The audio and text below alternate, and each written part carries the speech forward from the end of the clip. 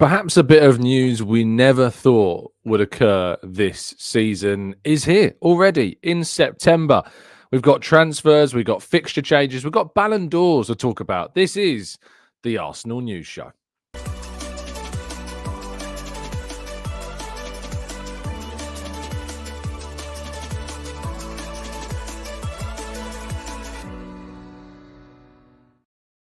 Hello and welcome to the Gooner Talk. Back again with you guys and girls for another episode of what is the Arsenal Transfer Show. Joining you every single morning at 8 a.m. UK time. Thank you as always for joining me and making this a part of your morning routine. Please do drop a like on the video if you could be ever so kind. And of course, if you're new to the channel, subscribe and help us on our way to reaching the Emirates Stadium capacity and subscribers. We are just over 1,000 away from that target with just under 3 months left, 4 months left of the year. So plenty of time still, but the chase is on and we need your help. So please do help us on our way to that wondrous target. Good morning to those joining us in the chat box. Thank you so much for your kind support. Pika Who, Glenn, Damien, Maximius, Tom, Matt G, Arisilki, Rich, Amira, Natty Tom, Stevie, Shari, NSW, Carlton, Loga, Rob, Knowledge, Luke, Stephen, Louis, James, Temi and Angela and PW. And a massive thank you to Pika, who's been a member now for 14 months and Knowledge has been a member now for 10 months. Thank you for the kind support that you continue to bring to us and making this channel indeed what it is. Do help us to 1K every day. And without further ado, let me tell you that already after just one day, more than half of the tickets for our live event next February are gone. Done, taken up, bought, sold, which is far quicker than what we had last year. Far, far quicker. So thank you to those of you that have already bought your tickets for our live event next year in the Old Queen's Head in Angel on the Essex Road in London on February 20th, Thursday night. There are still tickets left for those of you that have not yet bought them, but goodness gracious me. I was absolutely bowled over by the support and the constant dinging of my phone telling me someone had picked up a ticket, which was a great feeling. So thank you for the support. I look forward to seeing so many of you there and can't wait to show you what we've got in store and for our panel, of course, that are going to be involved. It's going to be a lot of good fun. So yeah, fantastic stuff. Speaking of good fun, I spoke to our good friend of the channel, Elliot, from the Arsenal Vision podcast yesterday on our Arsenal Assessment Let's Talk Arsenal show.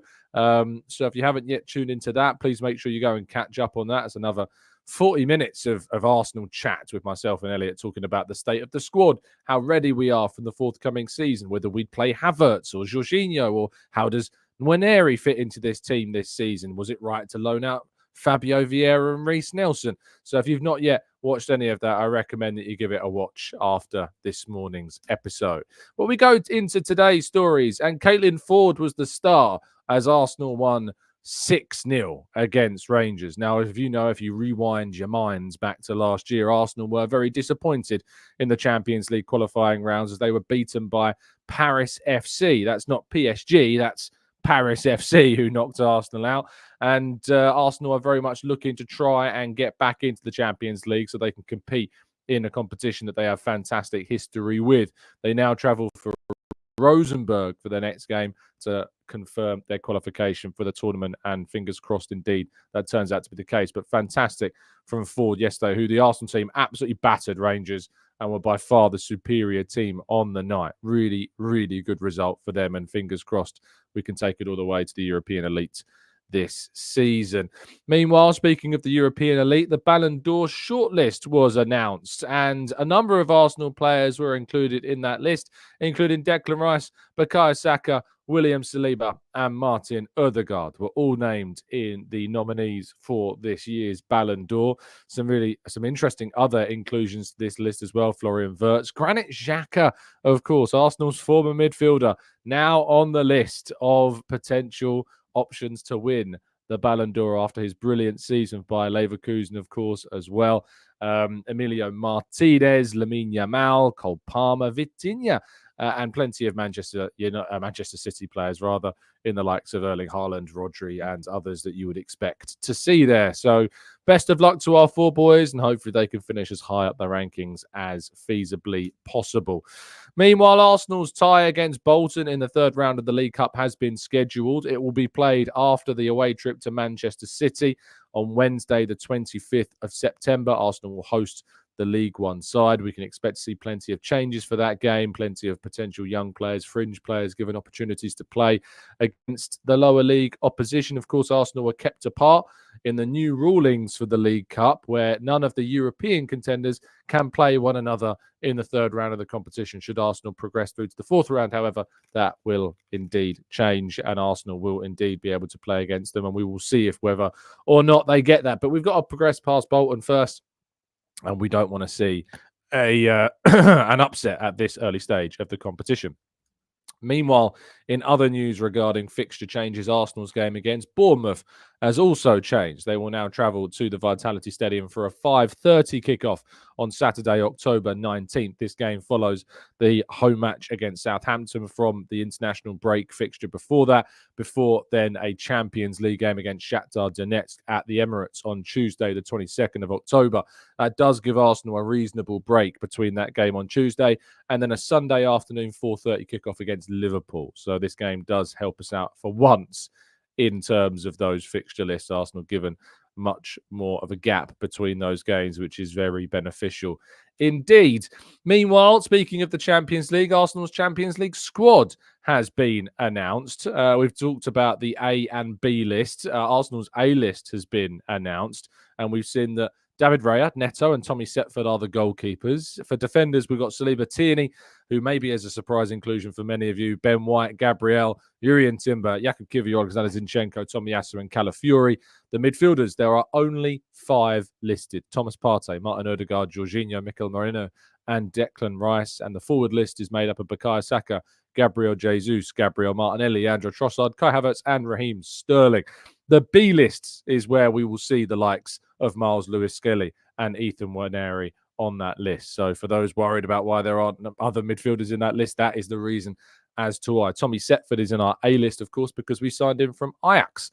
And of course wouldn't be eligible for our B list. It works through all of our under 21 players. A player may be registered on the B list if he is born on or after January 1st, 2003 and has been eligible to play for the club concerned for any uninterrupted period for 2 years since his 15th birthday, or for a total of 3 consecutive years with a maximum of 1 loan period to a club from the same association for a period not longer than 1 year. So we will get that B list in full.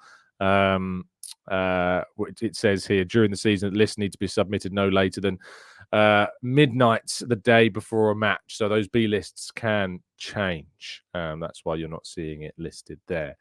Meanwhile, from that list, of course, was the inclusion of Kieran Tierney. And even better news is that images of Kieran Tierney have surfaced of him returning to outside training. We're still yet to see him complete any ball work, but he is indeed outside. He is building up that recuperation from the serious hamstring injury that he suffered during the European Championships. Fantastic news on the front of Kieran Tierney, and very much a positive sight to see for Arsenal fans, I am sure, because Kieran Tierney is a very well-loved member of this squad, no matter how likely it is that we might yet see him as part of this team. It is still indeed very good to see Kieran Tierney out on the field and training, which is definitely a positive thing. What else is a very positive thing is the utilization of NordVPN in your laptop, mobile, or indeed your tablet. It is an absolute must in 2024 to get your hands on a VPN service. And whilst you can risk it with some cheaper free options, I mean, why would you do that? It's a really important service. You need to invest in these things, and you don't even have to invest that much, because by going to nordvpn.com/Gooner, you can get yourself a significant discount off a 1 or a 2 year plan with 4 months extra thrown in free on top of that as well. And if you're not happy with the service for whatever reason, you get it back, because there's a 30-day money-back guarantee on this as well. So please make sure you get involved with it. And Football Prizes have brought you the continuation of a fantastic opportunity, which will run out on Monday of next week. A Arsene Wenger Messi 22 Goodbye Arsenal shirt signed by the man himself and framed with LED lights to make it really stand out on your mantelpiece. You can win that prize by going to the link down in the description. And there's lots of instant win prizes, well, including a signed Pires shirt, a signed Edu shirt, and a signed Lee Dixon shirt that you could also win as well. Best of luck to you all getting involved in those competitions. Right, let's go to part 2 and your questions right after this.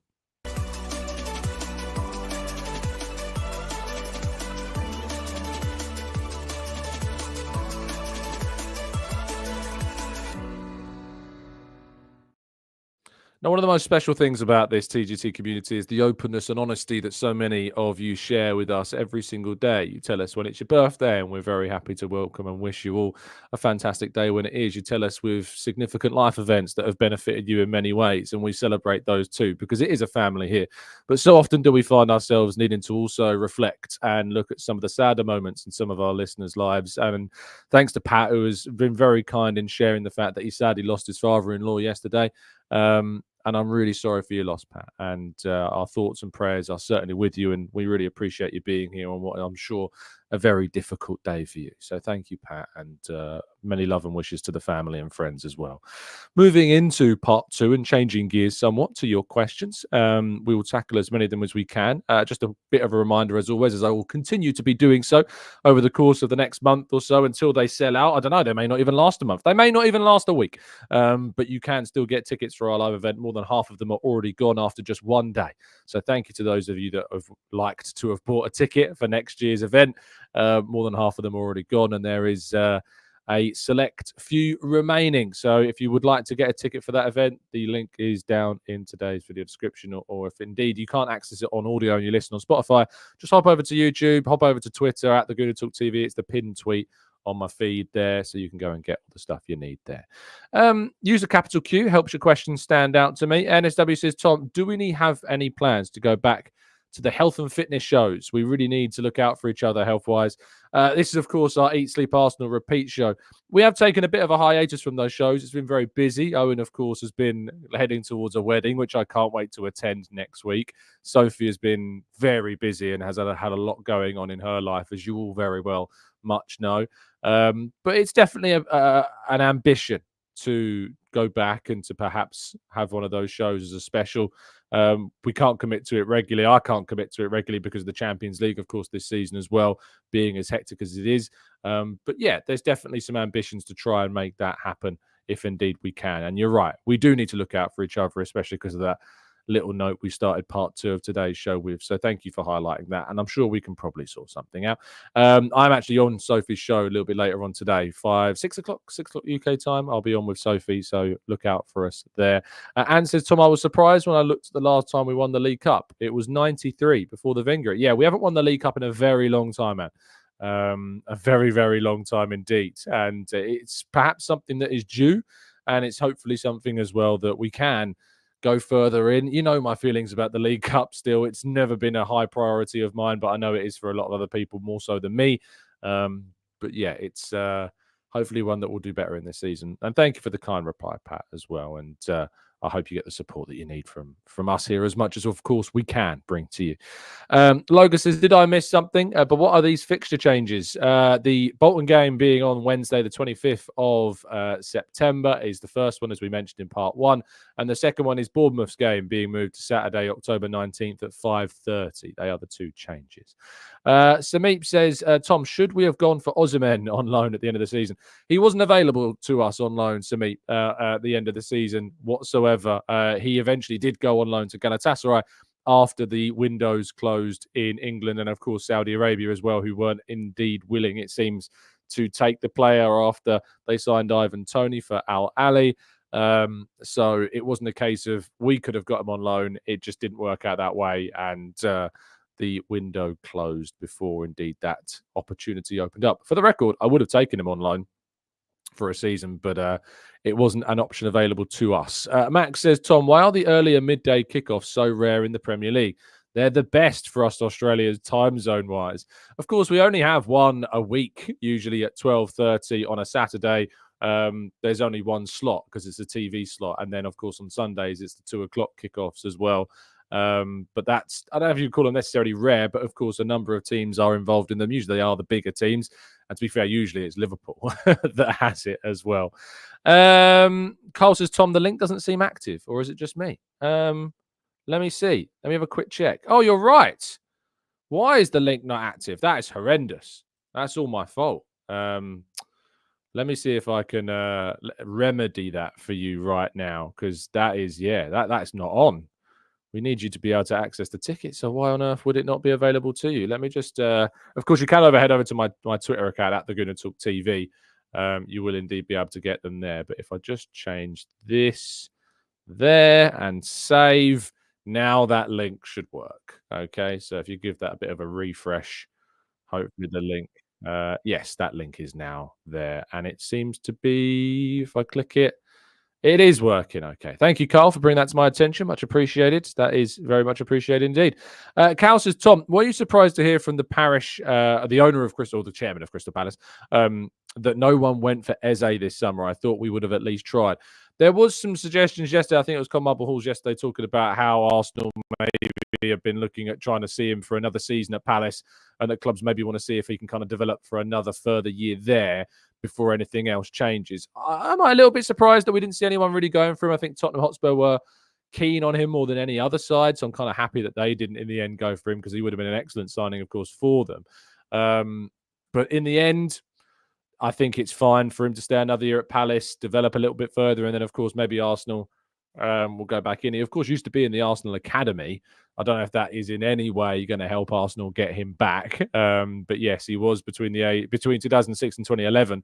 So what was that? How long ago was that? It's 18 years ago now. So he would have been 8 through until he was 13 before he left for Fulham, and then Reading, and then Millwall, and then went to Queen's Park Rangers, where he made over 100 appearances from a very, very young age. But he's now 26. Like, he's not like the youngest guy in the world anymore, Eberechi Eze. He's 26 years of age, and he will turn 27 next June. So he will go into the next season as a 27-year-old player. So it is interesting that at 26 years of age, I mean, you would assume, like, just from the way he's spoken about, that he'd be younger than that, but he's not. And he's perhaps older than people might think. Maximilian says, is there no chance of moving the Man City and Liverpool fixtures? Not sure how fresh our players will be for those games. Absolutely not. Well, the Man City game, definitely, that won't be changed. The Liverpool game is already a 4:30 Sunday game, so that's not going to change. We're now awaiting the November fixtures, which should, to be fair, come out this month. We should find out in September when those November fixtures are going to be.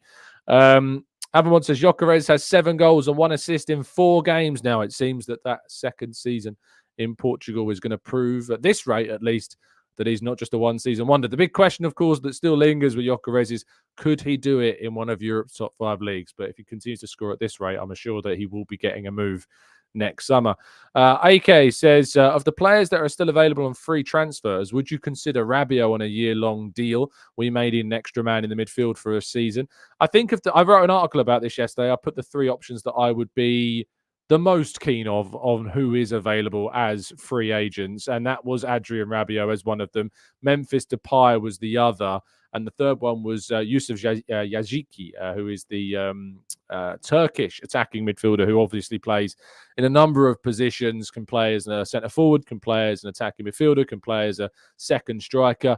Those are the most obvious candidates. I think Wissam Ben Yedder is also a free agent, but he's 34 years of age now. I mean, you could bring him in for a year. It wouldn't necessarily be the worst thing in the world. Just have a quick check if indeed he has signed with any clubs. Let's have a quick look on the news. Sevilla, is it Sevilla? Is he signed for Sevilla?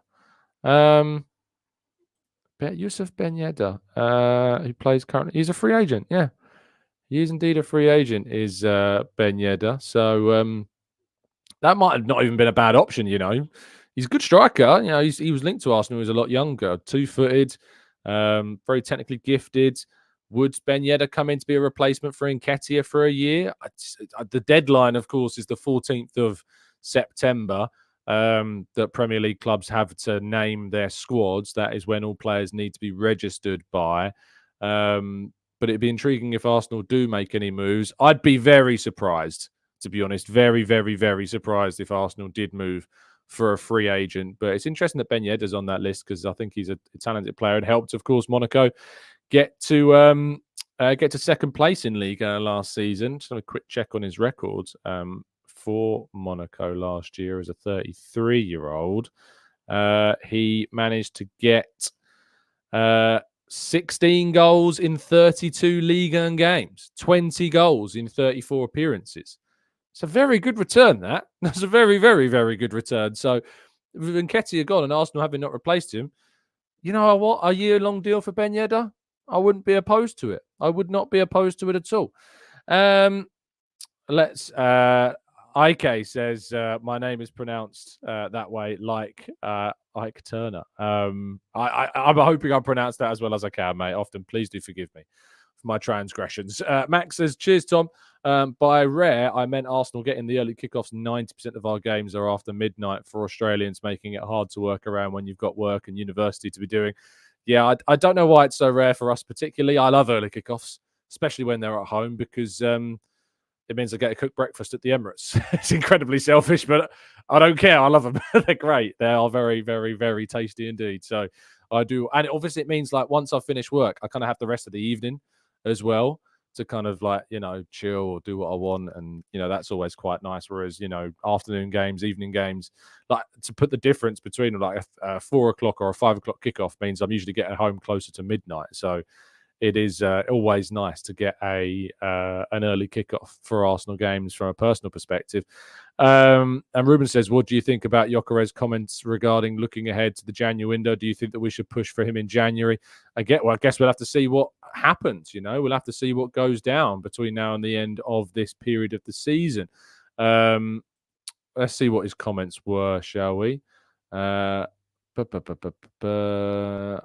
to find the quotes now, so you're making me think about it. Victor Gyökeres speaks after multiple summer links. He has said, of course you want to play at the highest level. It being the 100 million euro release clause was probably a bit too much because nothing came of it. Of course, it's a lot of money, but we'll see what happens next window. Nothing happened, and it feels like I have a pretty good season. So yes, that's probably why there was simply no move. But that's what Sporting thinks I'm worth, and then you have to respect that. I enjoy myself very much in Sporting, can't complain about anything. It's absolutely no problem for me to stay. Of course, you aim to test other leagues and a higher level, but I have no stress. So that clearly is a bit of a come and get me plea. You could probably argue, but I think it's maybe one that's for a discussion. I might write an article about that today. Actually, I might write this a bit for a piece later. Yeah. Oh, hold on. I couldn't mute myself in time. I'm sorry. I apologise. that was awful. I look forward to hopefully seeing Gyökeres take that next step because it is very much important. Knowledge says, Tom, did you write an article about certain players being called up for the international duty so soon after the Euros and start of the tournament? Where I can find one article. I did write one yesterday about how I feel as though that there should be some kind of rule put in place so that teams or nations can't call up players that play so many minutes in the respective summer tournament. I've just left a link to that article in the video in today's chat. So go and check that article out if you'd like. But very much. Thank you guys for the blesses. I appreciate it.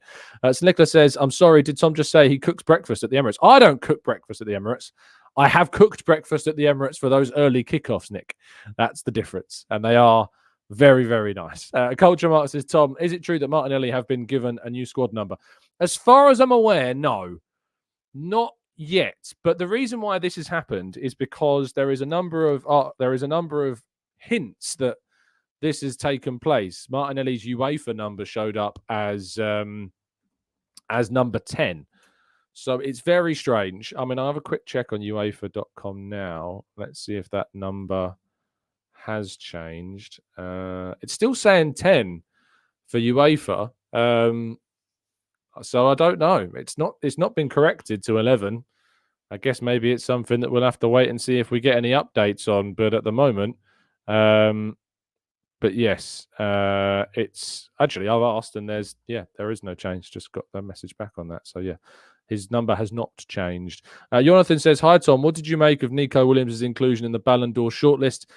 It's unsurprising, to be honest, because he's just won the European Championship. He was a big part of that. He scored a goal in the final. So it's not really a surprise to see Nico Williams there because he's had a massive year and won a really big trophy.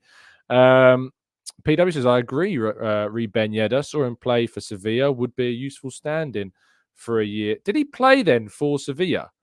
As like is he on trial there or something? French forward Ben Yedder hit a hat-trick as Sevilla soared to the top of the Champions League group. Hold on, this Tuesday. This is a really old article.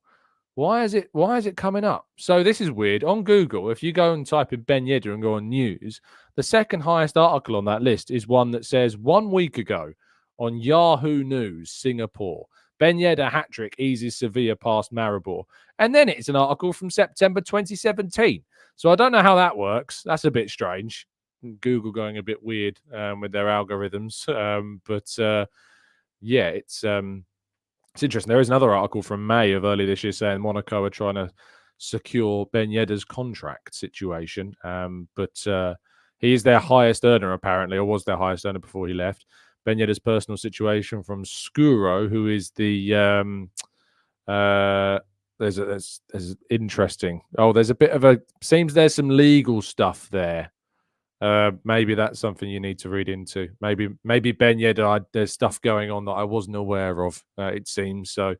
Maybe you want to do some reading on and want to check out before coming to a full conclusion on that one. Yes, but of course, while stuff's going on, it's tricky to talk about. Anne says, Tom, have Arsenal ever signed a free agent past the transfer window? I can't remember one. Neither can I. Can you, Chatbox? Can you remember the last time a free agent was signed by Arsenal after the transfer window closed? I'm not sure that I can. Yeah, I'm not sure that I can at all. I'm trying to think, but no, I can't. I can't think of one. Jens Lehmann. When was Jens Lehmann signed on a free? Was it after the window had closed? Let's have a quick history lesson on Jens Lehmann. So he signed back for Arsenal in 2011. So on March 2011, German tabloid Bild reported that Lehmann was in talks to come out of retirement due to an injury crisis at Arsenal, leaving them with only one fit senior goalkeeper, Manuel Almunia. Lehmann was also scheduled to spend 6 weeks working on his coaching badges at the old club. Due to the injury of Arsenal goalkeepers Szczesny, Fabianski and Manone, Lehmann signed off for Arsenal on a rolling contract until the end of the season. Lehmann was named as a substitute in Arsenal's match against West Brom on March 2011. Despite the newspaper reports that he might replace Almunia due to Spaniard's poor performances, Lehmann made his first appearance in Arsenal's reserves in the 29th of March 2011 against Wigan, and Arsenal lost 2-1. On April 2011, Lehmann started for the first team in an away game against Blackpool. He was forced to start the game when Almunia was injured in the warm-up, winning 3-1. It was his 200th appearance for Arsenal. Lehmann became the oldest player to play for Arsenal in the Premier League, but not the oldest to play for the Gunners in all competitions. That is a record held by Jock Rutherford. Lehmann's contract with Arsenal expired at the end of the season, and then he decided to retire once again. So there you go. History lesson. Jens Lehmann signed in a March period, let alone September. And Sol Campbell as well. I remember Sol Campbell we signed also on a free for a second time. He joined Arsenal in 2010. Let's have a quick look at that story. Scroll up a little bit. Return to Arsenal. Campbell began training with Arsenal's in mid-October 2009 in a bid to maintain his fitness ahead of the January transfer window. On January 15th, he re-signed with the club. It was announced he would wear the number 31 shirt. 9 days later, he made his second debut for Arsenal in an FA Cup defeat to Stoke. On February 18th, he scored a first goal for his club in the second stint with Arsenal, a headed goal against Porto in the first leg of a Champions League round of 16 game. Due to injuries to Vermaelen and William Gallas towards the end of the season, he found himself starting frequently for Arsenal. So there you go. A couple of ones. He doesn't count because he signed in January. But yes, Jens Lehmann, I suppose, was the last one that Arsenal signed outside of a transfer window a long time ago. Ike says, does the player have any say in regards to release clauses? Because some release clauses fees seem ridiculous. Or is the player given some money to have a release clause inserted into the contract? It is a case-by-case basis. Sometimes players will, in their contract negotiations, request a release clause in their deal. It's also worth pointing out that release clauses and buyout clauses are slightly different. Release clauses are when a club pays a team a certain amount of money so that they can get them out of their contract. Buyout clauses are where clubs have to basically give the player the money. They then, in Spain, this is usually what happens. In Spain, they then go to the federation and buy out their own contract with the buyout clause that's inserted into their deal. So there's slight differences between the two. In answer to the first part of your question, if a club pays a release clause for a player, that player is not forced to leave the club. They are within their rights to reject a move. I remember when Alvaro Morata, I think, was on loan, or not on loan. He was he at Juventus, but had a buyback clause in his deal with Real Madrid. Real Madrid activated the buyback clause. He wanted to go back, so he went back. So, yeah, you don't have to leave if a club activates the release or buyout clause. However, what tends to happen quite a lot is the club that has received the money will probably try and convince the player to move because they would like to get the full value of the release clause that they've put into a player's contract. So, yeah, contracts are very, very good indeed. And I look forward to hopefully seeing Arsenal activate a few release clauses maybe in the coming years as our financial situation continues to improve. Anyway, that is going to bring us to an end of today's show. Thank you so much for tuning in. Really appreciate your time as always. Have a fantastic Thursday. It's one of the best days of the week because it means that you can finish it and you know that Friday is tomorrow. So enjoy it. Thank you for listening. Thank you for your honesty and your kindness, as always. As mentioned, the tickets for our live event are on sale. The link is down in the description. Go and get them if you would like to come along. Less than half of them are now left. And yeah, stay safe, stay well, stay happy and respectful. I'll join you on Sophie's show at 6 p.m. UK time over on the Highbury Squad. And as always, up the Arsenal.